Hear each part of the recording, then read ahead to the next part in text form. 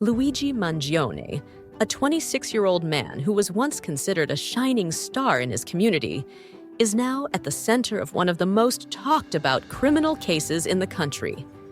This young man, who had attended prestigious schools and achieved great academic success, was arrested for allegedly murdering Brian Thompson, the CEO of United Healthcare. The story has captured nationwide attention, not just because of the high-profile nature of the victim, but also because of who Luigi Mangione is, or at least who he once appeared to be. The arrest happened after an intense 6-day manhunt that spanned multiple states. Police had been working tirelessly to track Mangione down, following every lead and releasing surveillance images to the public in hopes of finding him. These images showed a man in various disguises, sometimes wearing a mask to cover his face, and other times looking relaxed and unassuming. Authorities described him as the primary suspect in the murder of Brian Thompson, who was shot in broad daylight outside a Manhattan hotel. The brutal nature of the crime shocked everyone, and the search for Mangione became a top priority for law enforcement. Mangione was eventually found in a McDonald's restaurant in Altoona, Pennsylvania, a city far from where the crime took place. It wasn't police who spotted him first. It was a regular customer at the McDonald's who recognized him from the widely shared photos. This person notified an employee who then made the courageous decision to call the police. The quick thinking of these individuals played a crucial role in ending the nationwide search for Mangione. When officers arrived at the McDonald's, they quickly identified Mangione. Reports say he became visibly nervous when questioned, especially when asked if he had recently been in New York City. This nervousness gave police the confirmation they needed, and they took him into custody without further incident. It was a moment that brought relief to many who had been following the case and were worried about the possibility of Mangione fleeing or committing another crime. What made the arrest even more shocking was what Mangione was carrying at the time. Police found a ghost gun in his possession. A ghost gun is a firearm that is not traceable because it is homemade, often using 3D printed parts. Mangione's gun was reportedly equipped with a suppressor, making it even more alarming. Along with the weapon, he had several fake IDs, which authorities believe he used to avoid being detected during his time on the run. This dramatic capture marked the end of a multi-state search that had involved local police, the FBI, and even public tip lines. Rewards for information about Mangione had reached $60,000, showing just how desperate authorities were to catch him. It was a story of teamwork between law enforcement and the public, with a seemingly ordinary McDonald's becoming the unlikely scene of the final chapter of the manhunt. Luigi Mangione's arrest is just the beginning of what promises to be a long legal process. He is being held without bail and faces serious charges. For now, the nation watches as more details about this Ivy League graduate's fall from grace continue to emerge. Luigi Mangione's arrest marked the conclusion of a frantic and highly coordinated 6-day nationwide manhunt that kept the entire country on edge. The events leading to his capture revealed both the determination of law enforcement and the surprising turns Mangione's life had taken. Authorities had been tracking him since the shocking murder of Brian Thompson, the CEO of United Healthcare, in front of a hotel in Midtown Manhattan. This high-profile case left many wondering how a young man with such a promising future could find himself at the center of such a devastating crime. The manhunt began immediately after the murder, with police releasing surveillance footage and images of the suspect to the public. These photos showed a man who appeared calm and calculated, masking his face in some images and blending into the city's busy streets. Investigators followed his trail through New York City and beyond, piecing together his movements as he sought to avoid capture. Mangione's escape from the crime scene was described as both bold and chilling. After the shooting, he was seen fleeing on a bicycle, weaving through the bustling streets of Manhattan before disappearing into Central Park. From there, he managed to slip away further by hailing a cab and then boarding a bus to leave the city.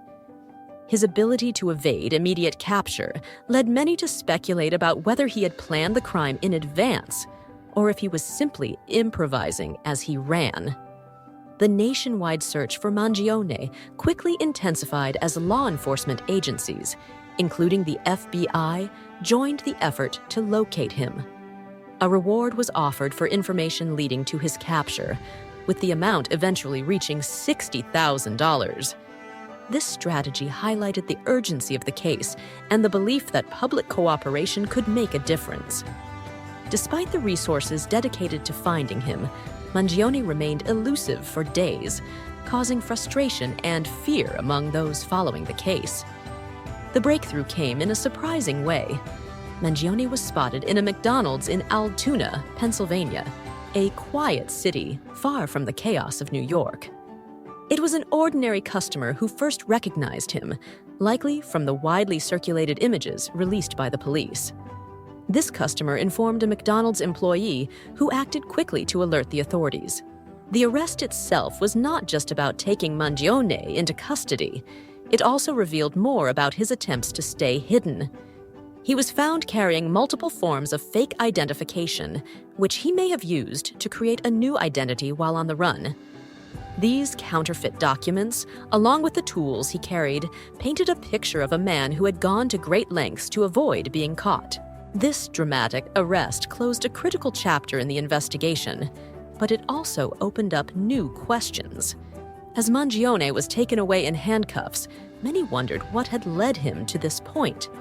For someone who had once been celebrated for his academic achievements and promising career, his capture was both a relief for the public and a moment of profound shock. The assassination-style killing of Brian Thompson, CEO of United Healthcare, shook Manhattan and left the entire country in disbelief. The incident occurred just outside the Hilton Hotel in Midtown Manhattan, a bustling area often filled with business professionals and tourists. Thompson was on his way to an important investor conference when the unthinkable happened. In what police described as a calculated and cold-blooded act, he was shot in broad daylight. The scene was captured on surveillance cameras, which later became a crucial part of the investigation. Witnesses described the attack as shocking and surreal. Thompson had been walking toward the hotel entrance when the suspect approached him. The suspect showed no hesitation, pulling out a firearm and firing at Thompson with precision. The fatal shots left the CEO lifeless on the sidewalk as bystanders screamed and scrambled for safety. Within moments, chaos overtook the typically busy Midtown street, and emergency services rushed to the scene. Unfortunately, despite their quick response, Thompson could not be saved. What made the incident even more chilling was the manner in which the suspect fled. Surveillance footage showed the shooter calmly mounting a bicycle and pedaling away from the scene. This unusual getaway tactic allowed him to blend into the busy streets and avoid immediate capture. He then reportedly made his way into Central Park, a vast green space that provided ample opportunities to evade law enforcement. The suspect's escape didn't end there. Authorities discovered that after disappearing into Central Park, he managed to hail a cab, further distancing himself from the crime scene. At some point, he abandoned the cab and boarded a bus, leaving New York City altogether. Each step of his escape appeared to have been meticulously planned, suggesting that the crime was premeditated. The brazen nature of the attack and the suspect's resourceful escape left the NYPD racing against time to identify and capture him. They released surveillance images to the public, showing the suspect both masked and unmasked at various locations, including a nearby Starbucks and a hostel where he had stayed prior to the murder. These images would later play a pivotal role in tracking him down. As Mangione was taken into custody, police discovered several alarming items in his possession. Among them was a 3D-printed ghost gun, a type of firearm that is untraceable due to its lack of serial numbers.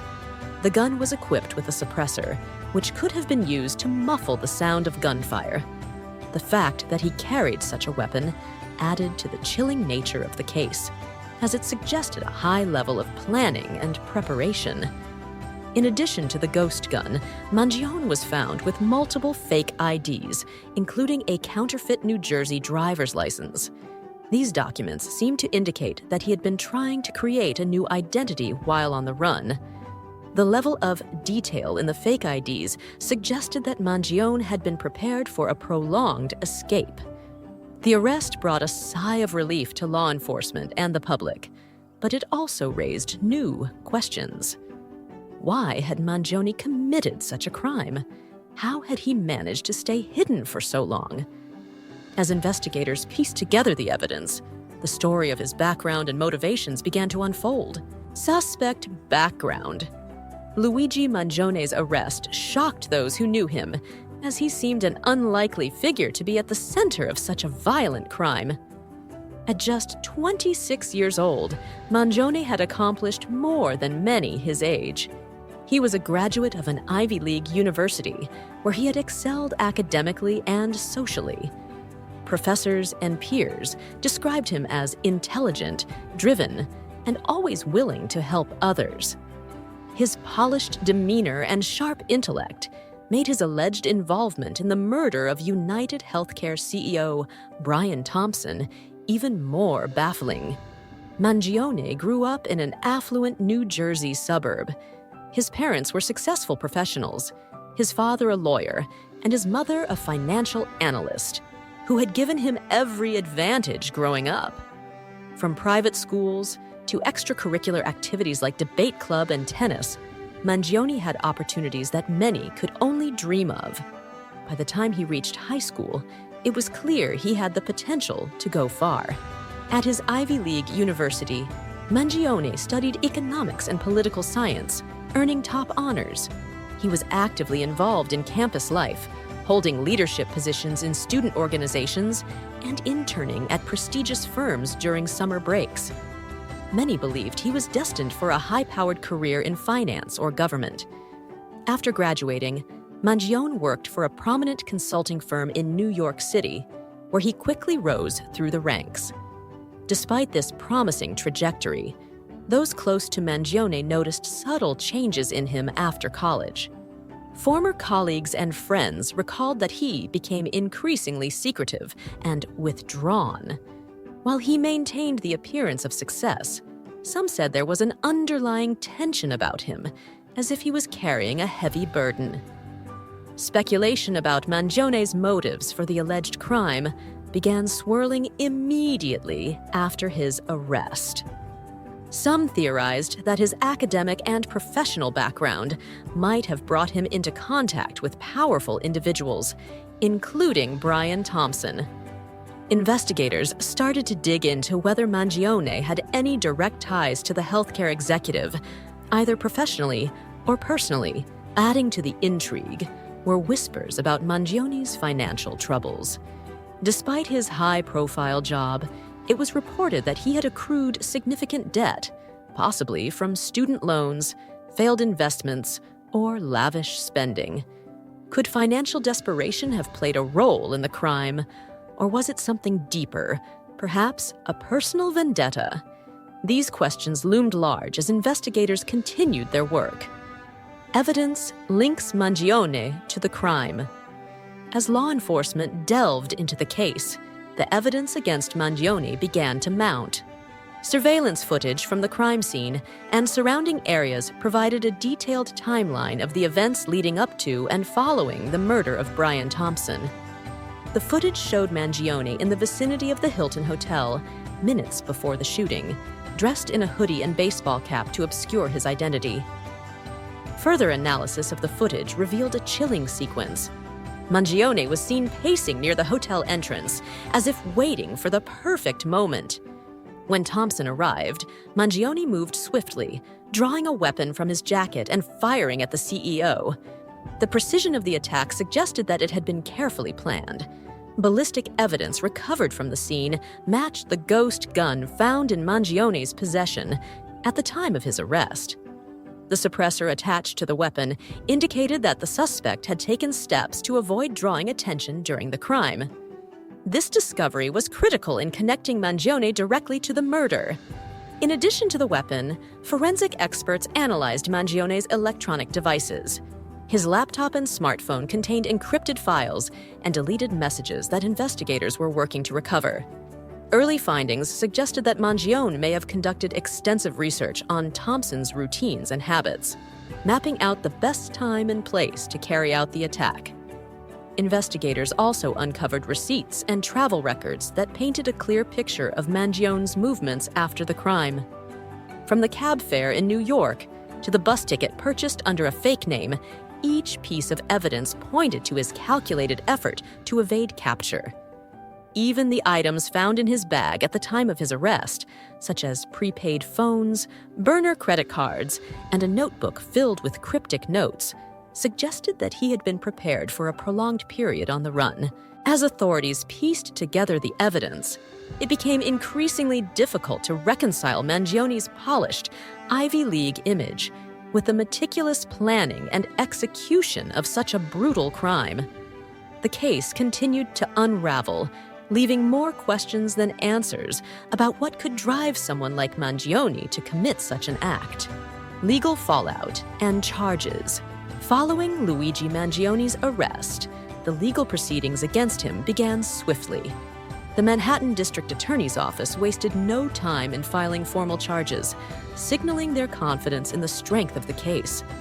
Mangione faced multiple counts, including first-degree murder, illegal possession of a firearm, and use of a suppressor in a criminal act. Each charge carried severe penalties, with the murder charge alone being eligible for life imprisonment without parole. The public and media closely followed the legal developments as the case grew increasingly high profile. Prosecutors painted a chilling picture of the crime, emphasizing the cold, calculated nature of the assassination. They argued that Mangione's actions went beyond impulsive violence, suggesting premeditation and an intent to escape justice. Court filings revealed that Mangione's defense team planned to challenge the prosecution on multiple fronts. They questioned the reliability of some of the evidence, particularly the surveillance footage that placed Mangione near the scene.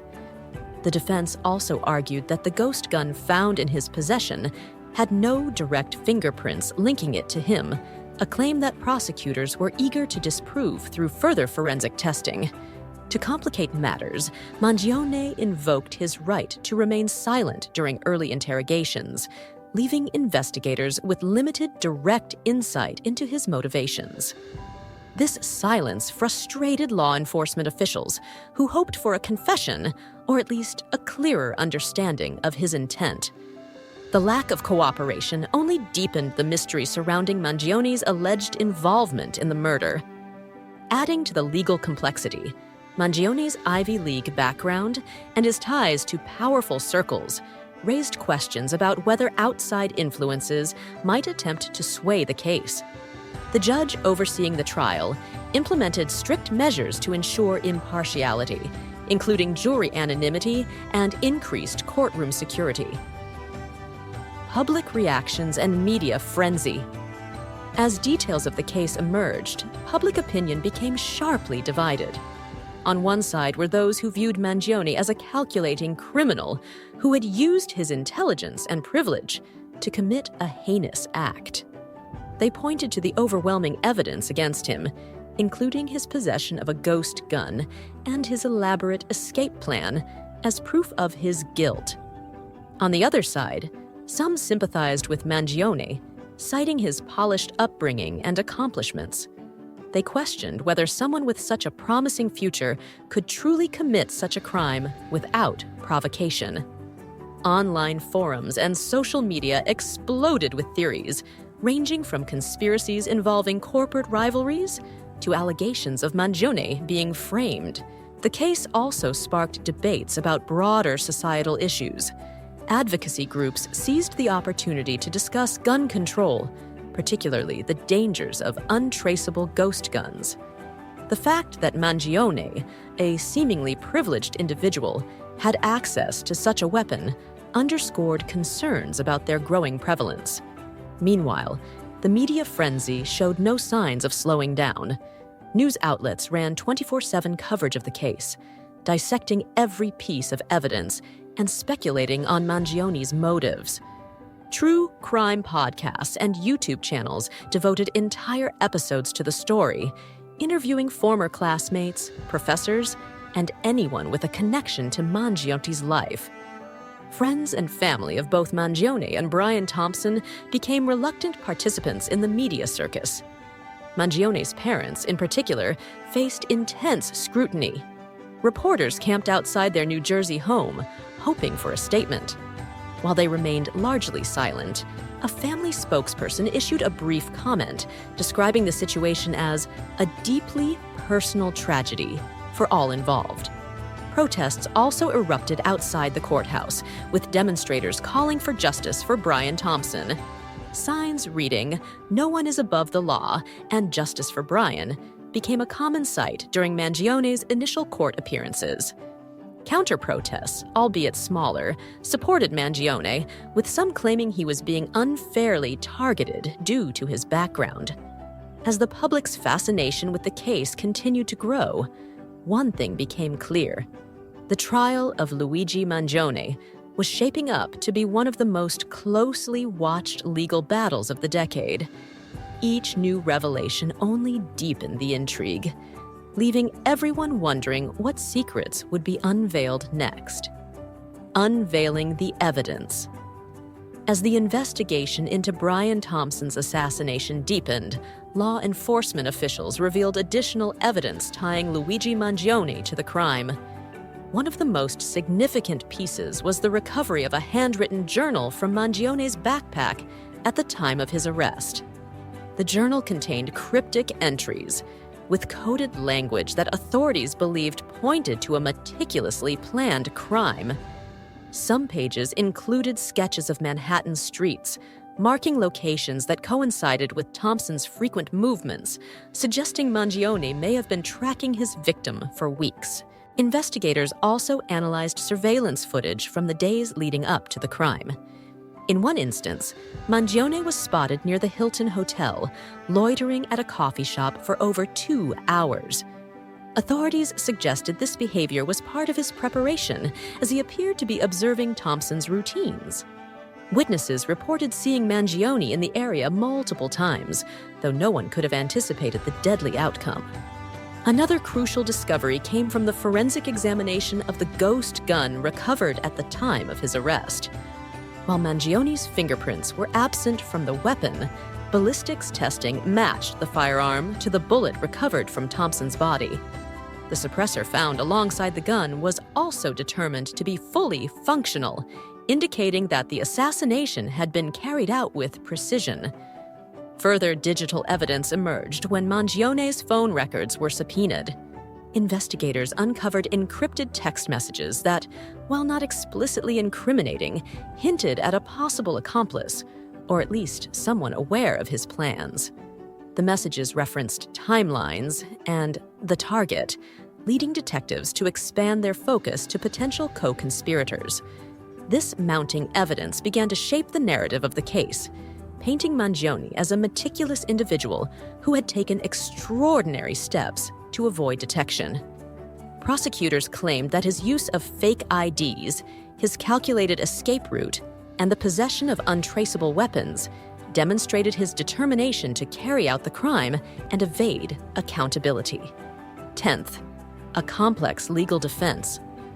Mangione's legal defense team responded aggressively to the growing body of evidence, seeking to poke holes in the prosecution's case at every opportunity.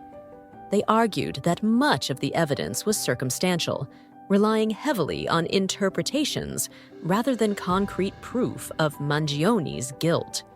The defense contended that the journal entries were unrelated to Thompson and could be explained as creative musings, not plans for murder. Mangione's lawyers also questioned the validity of the surveillance footage, claiming it lacked clarity and failed to definitively identify their client as the person seen near the Hilton Hotel. They pushed for a thorough review of the videos, suggesting the possibility of misidentification. The defense also zeroed in on the phone records, arguing that the encrypted messages were too vague to be tied to the crime. Without context or an identified recipient, they claimed the texts were insufficient to establish intent or premeditation. They also challenged the prosecution to provide concrete evidence linking Mangione to an accomplice, which had yet to surface. The legal team called into question the chain of custody for the ghost gun as well. They claimed that without direct physical evidence, such as fingerprints or DNA, the weapon's connection to Mangione was speculative. They also criticized the speed at which ballistics testing was conducted, arguing that procedural errors could have tainted the results. To bolster their case, the defense team worked to humanize Mangione, portraying him as a bright, talented individual who had faced personal struggles. They highlighted his lack of a prior criminal record and introduced testimonials from former professors and friends who described him as intelligent, driven, and compassionate. Despite these efforts, public opinion remained largely against Mangione, with many viewing his defense as an attempt to exploit legal technicalities. However, the defense's tactics succeeded in casting some doubt, forcing the prosecution to strengthen its case. As the trial loomed, both sides prepared for a fierce courtroom battle. The stakes were higher than ever, with Mangione's future and the pursuit of justice for Brian Thompson hanging in the balance. Every piece of evidence and every argument would be scrutinized, ensuring that the truth, whatever it might be, would come to light in the weeks ahead. The trial of Luigi Mangione became one of the most closely watched legal battles in recent history, capturing the attention of millions. With the prosecution presenting a narrative of meticulous planning and undeniable evidence, and the defense arguing a case of circumstantial assumptions and reasonable doubt, the courtroom turned into a stage for a gripping drama. After weeks of intense arguments, witness testimonies, and the unveiling of additional evidence, the jury faced the monumental task of deciding Mangione's fate. Public debates raged on about justice, accountability, and the pressures of modern society that might have influenced Mangione's alleged actions. Ultimately, the trial concluded with a verdict that sent shockwaves across the nation. Whether justice was served or not depended on the perspective of those watching. Regardless, the case left an indelible mark on the legal system, raising questions about surveillance, 3D printed weapons, and the challenges of prosecuting high-profile crimes in an age of advanced technology and media scrutiny. In the aftermath, Mangione's story became a subject of fascination, analyzed in books, documentaries, and public discourse for years to come.